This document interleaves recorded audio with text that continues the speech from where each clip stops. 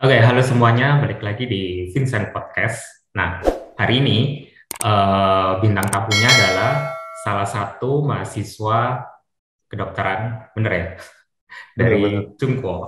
Oke, coba silakan bisa memperkenalkan diri. Halo semuanya. Perkenalin, aku Joshua, salah satu mahasiswa kedokteran di Sun Yat-sen University di Guangzhou, Tiongkok. Hmm. Yusuf sekarang semester berapa? Kalau hitung semester, berarti di semester 9. Oh, semester 9. Kedokteran tuh berapa lama sih? Karena aku pengen pakai bahasa Inggris, jadi total 6 tahun. Kalau misalnya Mandarin itu 5 tahun. Oh, baru tahu. Lebih cepat gitu ya kalau pakai bahasa Mandarin. Iya, betul. Kok bisa? Oh, tapi kalau misalnya dia sebelumnya belum ada basic Mandarin dan dia harus belajar Mandarin dulu 1 tahun di awal, jatuhnya sama sih 6 tahun gitu. Hmm, Karena kita berarti, Inggris pun waktu aku tahun Heeh. pertama itu pelajarannya masih pelajaran basic gitu, jadi pelajaran Mandarin, terus matematika sama kimia, olahraga gitu-gitu. Belum masuk pelajaran kedokteran. Oh, tapi jumlah kreditnya sama kan kalau misalkan pakai bahasa Mandarin sama bahasa Inggris. Harusnya kurang lebih sama. Oke. Nah, pertanyaan yang pertama nih. Awalnya kenapa milih jurusan kedokteran di Cungkuo gitu? Kenapa nggak di Indonesia? Oke, kalau misalkan apa milihnya, mungkin ini yang jawaban jujurnya dulu gitu ya. Eh, Sebenarnya aku punya kakak gitu, terus kakak dulu juga kuliah di Tiongkok. Jadi sebenarnya kayak dari orang tua aja mungkin udah ada tendensi untuk menyolahkan aku ke Tiongkok gitu. Nah tapi dulu juga udah hmm, ada beberapa cadangan kayak daftar di Indonesia dan udah keterima di beberapa FK gitu. Cuman emang itu pas iseng-iseng daftar juga beasiswa ke Tiongkok dan dapet, jadi yang diambil yang di Tiongkok gitu. oh, beasiswanya apa ini kalau boleh tahu? Kalau aku beasiswa One Belt One Road. Oh, itu dapatnya apa? Yang di cover apa? eh, Tuition fee, terus living cost, sama ada biaya dorm juga itu dari cover. Ada biaya ini nggak apa tuh? Shenghuofei, biaya Iya, bulanan itu gitu. ada. Dapatnya berapa? Eh, Kalau dia sistemnya gini, jadi per tahun udah dikasih berapa gitu, tapi nanti dipotong biaya dorm, terus nanti dibagi 12 gitu. Jadi aku kurang lebih sekitar 2.000 gitu. Tergantung kalau misalnya dormnya lebih murah, mungkin dapetnya lebih banyak, bisa Hmm, 2.100 gitu. Tapi kalau misalnya dormnya agak lebih mahal, 2.000 gitu. berarti itu semuanya udah free ya? Masih dapat uang saku. Iya, jadi tadi untuk tuition fee-nya, terus dorm, asrama gitu, sama uang saku. Oh, keren banget. Padahal kalau di Indo mahal banget nggak sih kedokteran? Iya. Jadi kalau di Tiongkok pun juga sebenarnya tergantung kota dan tergantung universitas juga sih, untuk biaya kuliah Hmm. kedokteran gitu. Kalau Guangzhou kan termasuk kota yang besar ya, harusnya berarti mahal di sana ya. Biaya hidupnya juga mahal nggak sih? Kalau biaya hidup kayak pinter-pinter ngaturnya gitu sih. Oh, terus Joshua kalau sebulan di Guangzhou nih ya, itu habisnya kira-kira berapa? Eh 2.000 itu cukup, bahkan kadang suka lebih gitu. Mungkin kayak sekitar 1.200 sampai 1.500 gitu. Hmm. Apalagi kalau masak sendiri ya, pasti lebih murah. Aku anak kantin kebetulan, jadi selalu Oh, makannya kantin. Kalau misalnya kayak Waimai atau makan di keluarga terus, itu 2.000 mungkin mepet banget. ya kalau di kantin kan emang murah banget gitu ya. Mm. Terus cara dapat beasiswanya gimana nih? Mungkin yang nonton pengen tahu. Oke, jadi sebenarnya kalau ke Tiongkok kan banyak banget ya beasiswa. Kayak kok Vincent dulu Hmm. juga beasiswa CGS gitu ya? Bukan, aku dari ini Confucius. Oh iya. Nah itu Ah, ada juga Confucius, tapi kalau Confucius khusus Mandarin ya kok. ya benar, khusus untuk Ah, pendidikan sih. terus ada juga kan kayak misalnya CGS yang Chinese Government Scholarship. Nah kalau aku ini yang Hmm. One Belt One Road, jadi dia sebenarnya beasiswa pemerintah tapi dikelola sama universitas gitu.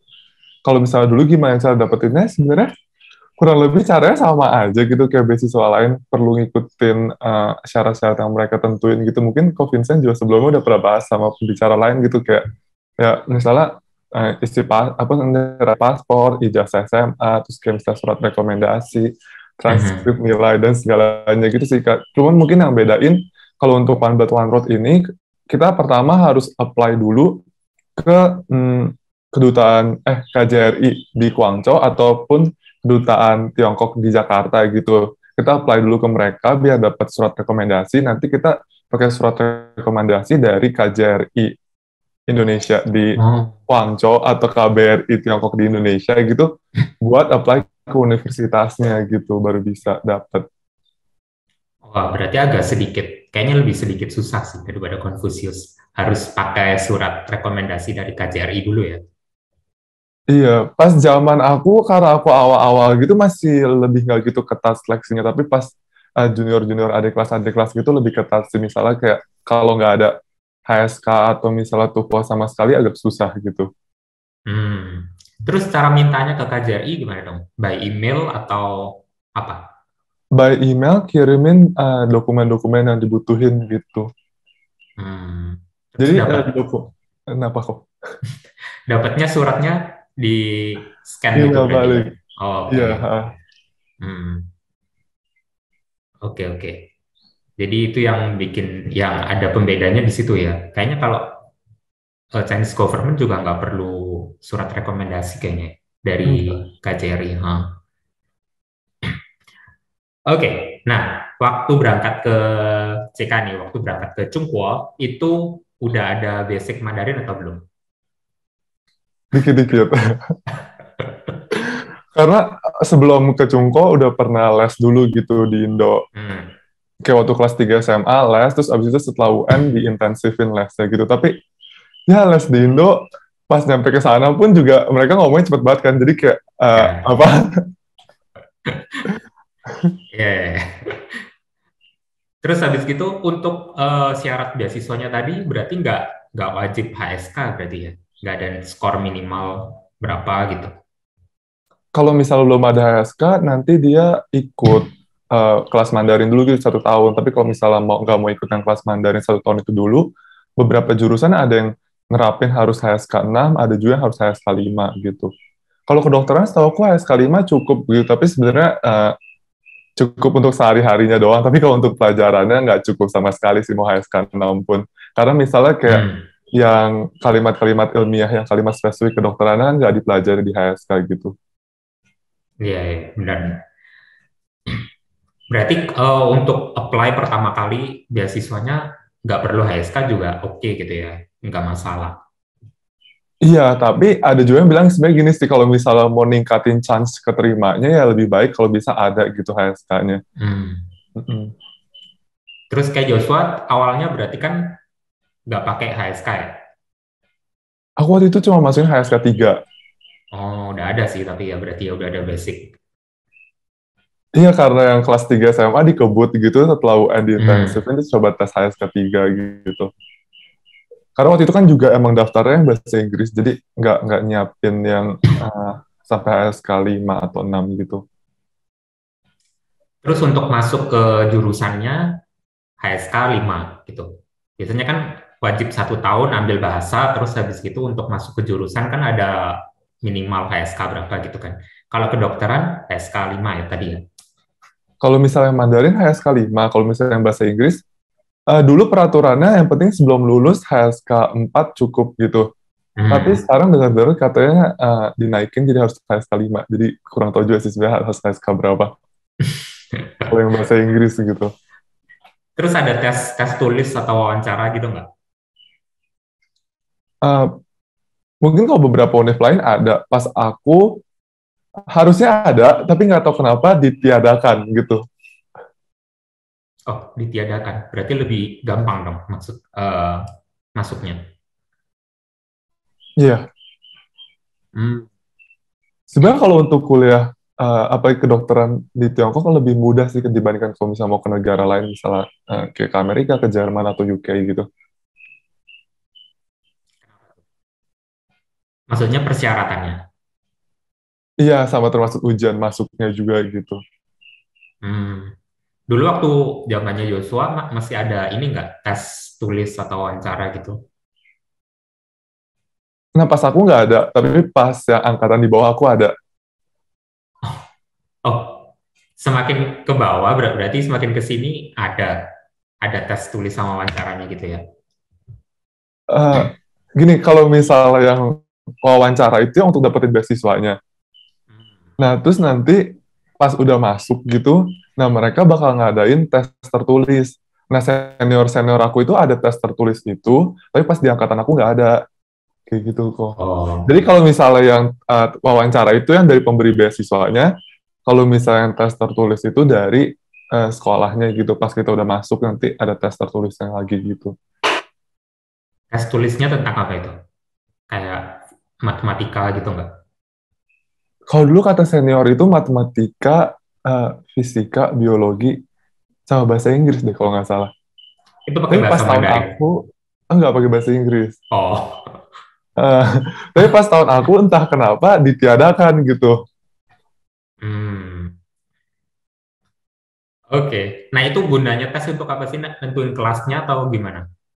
Maksudnya nilainya, skornya nanti dibedain di Ya. kelas A atau kelas B atau untuk nentuin diterima atau nggak diterimanya mungkin ya. Aku juga kurang tahu karena pas angkatan aku nggak ada gitu kok. Itu sih Yang nggak bagian ada. ini kayak bisa di-cut aja deh kok nggak jelas. Aku pun juga bingung kenapa di tempat aku, pas angkatan aku nggak ada gitu. Kita udah dikasih tahu sama senior bakal ada tes. Tapi abis itu kita tunggu-tunggu, kok nggak ada gitu. Oke.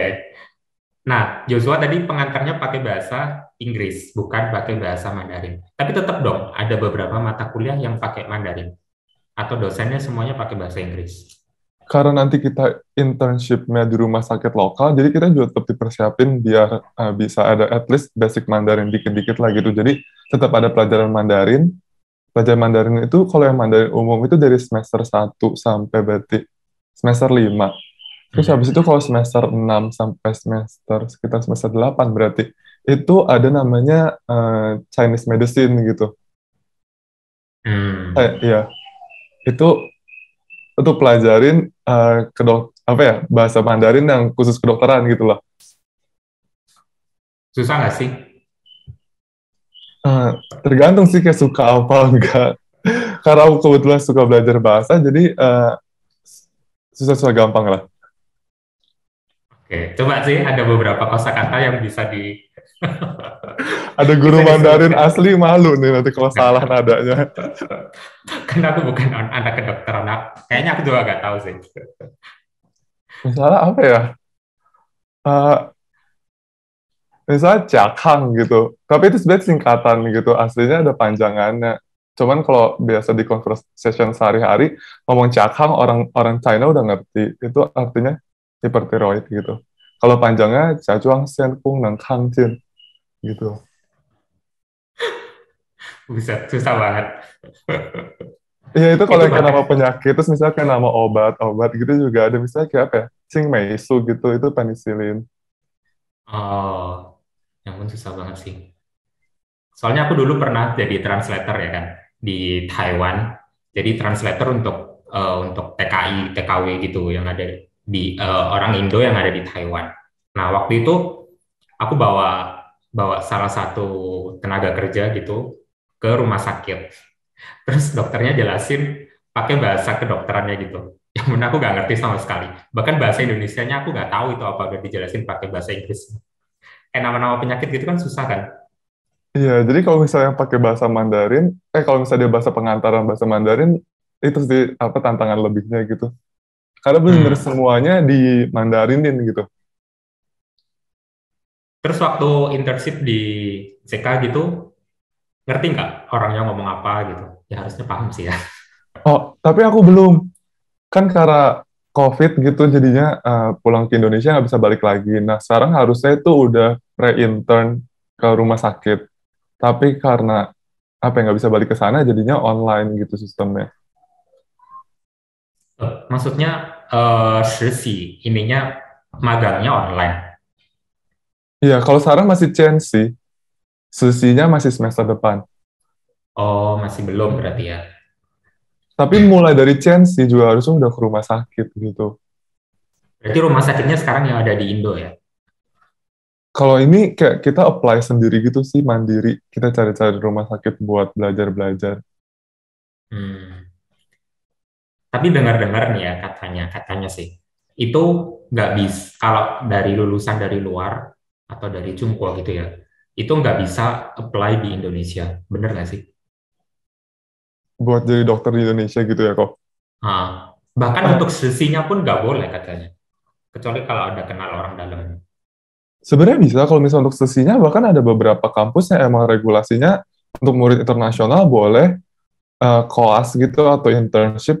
Gini, kalau misalnya di sana internship itu setara dengan koas gitu, tapi kan kalau misalnya di Indonesia koas dan internship itu beda. Jadi koas di Tiongkok itu sama dengan internship gitu. Nah, jadi ada beberapa kampus yang emang ngebolehin anak-anak internasional buat internship di negaranya gitu ataupun di negara lain. Tapi kebetulan kalau kampus aku nggak boleh gitu. Nah, kalau misalnya sekarang ini karena pandemi gitu nggak bisa balik ke sana, terus aku harus ada CNC mungkin apa ya, kayak observasi gitu ya, kalau bahasa Hmm. Indonesianya. Nah, iya, kita kayak apply sendiri gitu di rumah sakit di Indonesia, kayak itu juga kayak susah sih, kayak kita nyoba banyak rumah sakit, terus tergantung mereka mau terima apa enggak gitu. Oh, kebanyakan susah atau gampang? Banyak rumah sakit yang nolak atau enggak? Kebanyakan nolak. Itu kenapa sih emangnya dosisnya beda gitu ya? Yang harusnya yang diajarin sama kan ya? Sama yang di Indo atau beda? Oh, kalau misalnya kenapa harus gimana nih kok maksudnya? Maksudnya kenapa banyak rumah sakit di Indo yang nolak untuk mahasiswa kedokteran dari luar? Alasannya kenapa? Mungkin alasannya beberapa alasan kan kalau misalnya rumah sakit ada biasanya rumah sakit pendidikan atau misalnya rumah sakitnya emang dia berafiliasi dengan salah satu FK di Indonesia gitu. Nah, Hmm. biasanya kalau misalnya yang lebih lebih kemungkinannya bisa dapat lebih besar gitu itu untuk ke rumah sakit pendidikan atau misalnya rumah sakit yang emang berafiliasi dengan FK di Indonesia. Jadi mereka emang memiliki kapasitas untuk menerima kayak misalnya mahasiswa asing atau misalnya mahasiswa dari luar gitu untuk magang dan lain-lainnya. Mereka punya kapasitasnya gitu, misalnya dokternya bisa ngajarin apa segala macam gitu kok. Jadi sebenarnya itu sih, tapi ada juga beberapa yang mempermasalahkan, oh karena kita dari luar negeri gitu, atau misalnya mereka maunya harus MOU dengan universitasnya gitu-gitu. Berarti harus ada kerjasama antara rumah sakit sama universitas gitu ya, baru bisa, baru gampang gitu ya untuk masuk. Iya, Hmm. Terus yang membedakan FK di Indo sama di Cungkua itu apa sih? oke. Kalau misalnya apa yang membedakan, mungkin dari kayak kurikulumnya gitu, kalau misalnya di Indonesia kan pakai sistem blok, kalau misalnya di Tiongkok itu masih yang sistem klasik gitu loh, masih yang misalnya anatomi ya 1 semester, terus fisiologi 1 semester kayak gitu, nggak kayak sistem blok di Indonesia.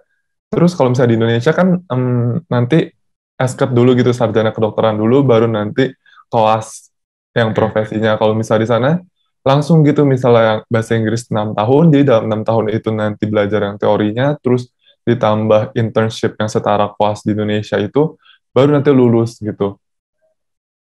Yang paling menonjol itu sih perbedaannya. Tapi lulusnya sama kan ya? Waktunya kayaknya di Indonesia juga 6 tahunan nggak sih? Nah, kalau misalnya untuk lulusan luar negeri, mungkin tambahannya untuk penyetaraan atau adaptasi itu. Karena Hmm. nanti kita lulus, kalau misalnya mau praktek di Indonesia, harus ikut adaptasi dulu, baru bisa nanti praktek jadi dokter. Oh, ada tesnya lagi ya. Temanku ada yang juga jurusan kedokteran gitu setelah lulus, dia malesnya jadi dokter di Indo karena harus ada tes-tesnya lagi gitu dan itu susah. Harus kayak ada sekolahnya lagi gitu. Ya nggak sih? Ya, jadi kalau misalnya adaptasi itu sebenarnya awalnya kita bakal nanti ngurus dokumen-dokumennya, habis itu ujian kayak semacam placement test gitu.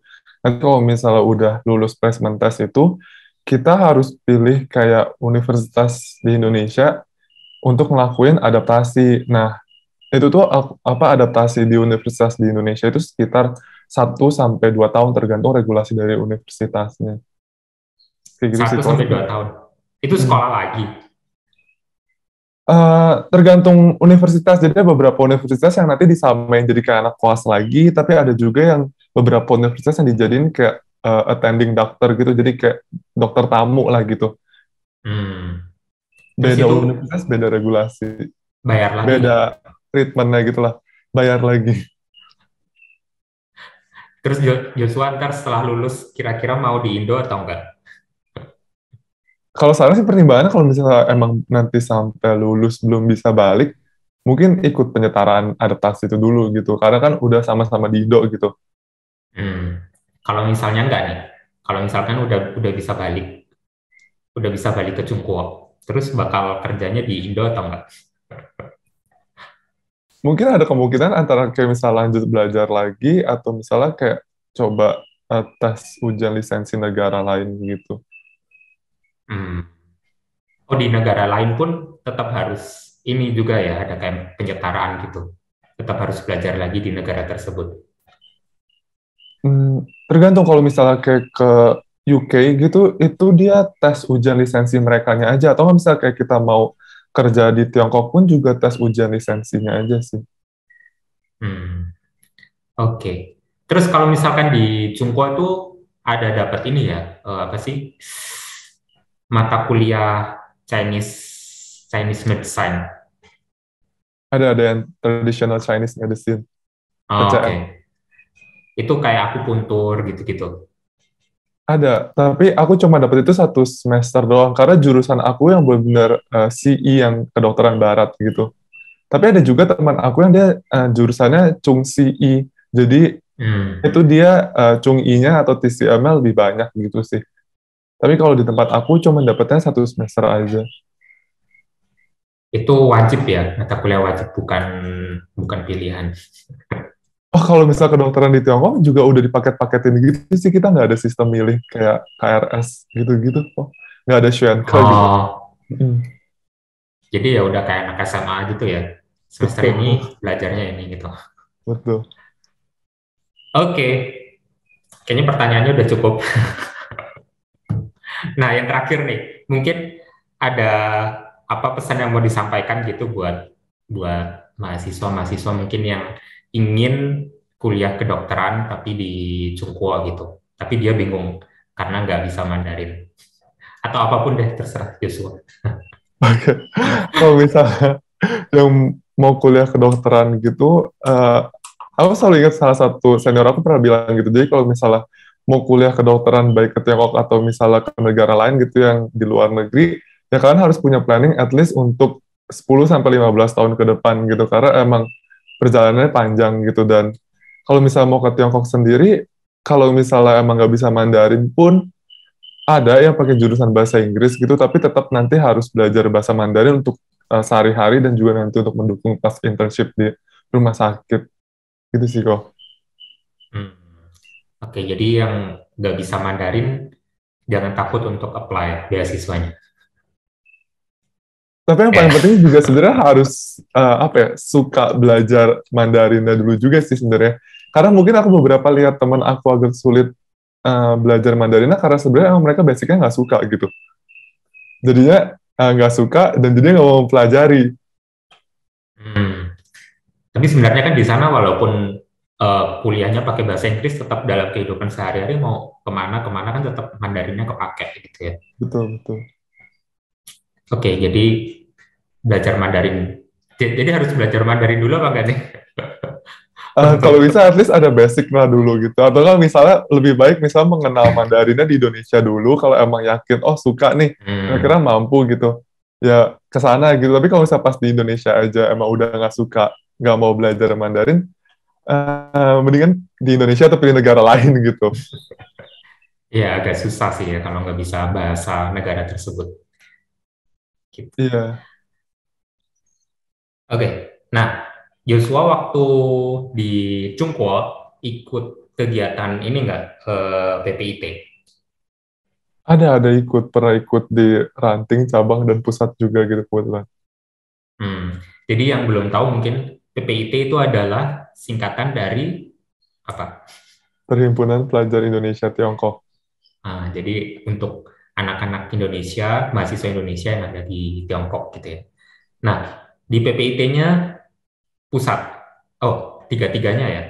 Pernah ikut. Jadi kalau misalnya di PPIT dia kayak berjenjang gitu sih, ada yang pusatnya, yang pusat satu Tiongkok, terus nanti ada cabang itu biasanya di kota-kotanya, terus ada ranting juga, ranting itu biasa antara kalau nggak di kota kecil atau misalnya di universitas gitu.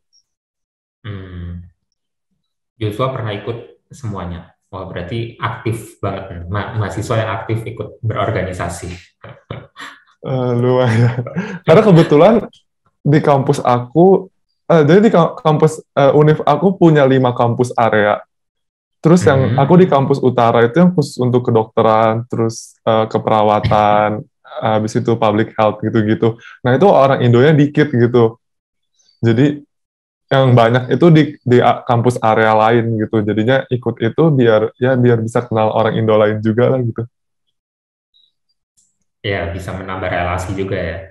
Betul. Terus di PPIT Pusat, bagiannya Joshua apa? Job desk-nya tentang apa? Tentang ngurusin apa? Dulu joinnya di periode 2020-2021 itu di bidang Mhm. relasi alumni dan bursa kerja. Oh, bursa kerja. Jadi untuk lowongan-lowongan pekerjaan gitu bisa tanya ke Joshua. Iya, alasannya ke PPIT-nya karena udah nggak di PPIT lagi gitu. Oke, itu banyak gak sih yang tanya-tanya atau maksudnya bermanfaat gak sih? Cukup bermanfaat sih, kayak untuk menambah relasi, nyari-nyari pengalaman belajar yang di luar kelas gitu sih, kok.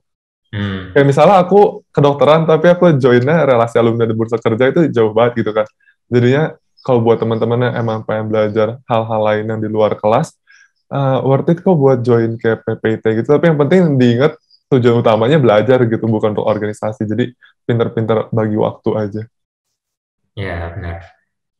Terus program kerjanya kalau ikut PPIT itu ngapain aja? 1 tahun ya program kerjanya ya? Iya, 1 periode itu 1 tahun.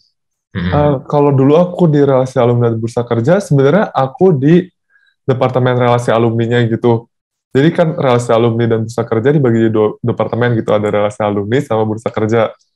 Aku Hmm. sebenarnya di relasi alumninya, tapi kadang bantu-bantu juga yang bursa kerja. Kalau misalnya relasi alumni lebih yang kayak ngadain webinar dengan ngundang alumni, atau misalnya bikin microblog wawancarain alumni gitu. Kalau misalnya bursa kerja itu baru yang tadi kayak Ko Vincent bilang, untuk yang kerjasama gitu, misalnya sama perusahaan, terus nanti kita nyebarin lokernya kayak gitu. Jadi kalau misalnya PPIT, mereka lokernya bukan loker-loker yang sembarangan gitu sih. Biasanya emang udah kerjasama dulu antara PPIT dan perusahaannya, baru nanti kita sebarin loker. Jadi lebih terjamin juga untuk loker-loker yang disebarin di PPIT. Gitu ngelihat informasinya bisa dilihat di mana. Misalkan kayak aku nih alumni, terus aku kayak nggak dapat pekerjaan apa. Terus mau lihat lowongan pekerjaan yang disediakan PPIT gitu ngelihatnya ada di mana? Bisa di Instagramnya PPI Tiongkok, @PPI Tiongkok gitu. Mereka sering Oh, share-share tuh. kayak perusahaan-perusahaan apa gitu ya yang butuh lowongan pekerjaan. Betul. Terus kalau misalkan di ini di itu kan yang pusat. Terus kalau yang di ranting, Joshua tugasnya ngapain? Bagian apa? Eh, di ranting dulu ikut 3 periode gitu sih. Ah, Dulu pernah ikut di bagian eh, apa ya, divisi kreatif dulu. Terus abis itu itu tahun pertama, tahun keduanya jadi wakil ketua, tahun ketiganya jadi ketua. ketua. Wah, luar biasa. Itu program kerjanya ngapain? Kalau misalnya di ranting sih karena skup dan masanya lebih kecil, jadi biasa kegiatan lebih lebih yang apa yang nggak besar besar banget. Misalnya kayak ngadain welcoming party, terus misalnya main bareng. Terus waktu itu pas zaman aku kita pernah di Indonesia ngadain kayak charity gitu. Hmm, iya sih seru banget. Kalau di PPIT emang kegiatannya kumpul sama anak-anak Indo itu banyak sih. Kalau dulu aku di Kuilin yang paling seru itu 1 tahun sekali kita ngadain festival kebudayaan Indonesia. Kayaknya di Guangzhou juga ada ya. Ada, tapi itu di cabang gitu, di tingkat cabang biasa kalau misalnya kayak gitu. Ya, itu kegiatan yang seru-seru sih.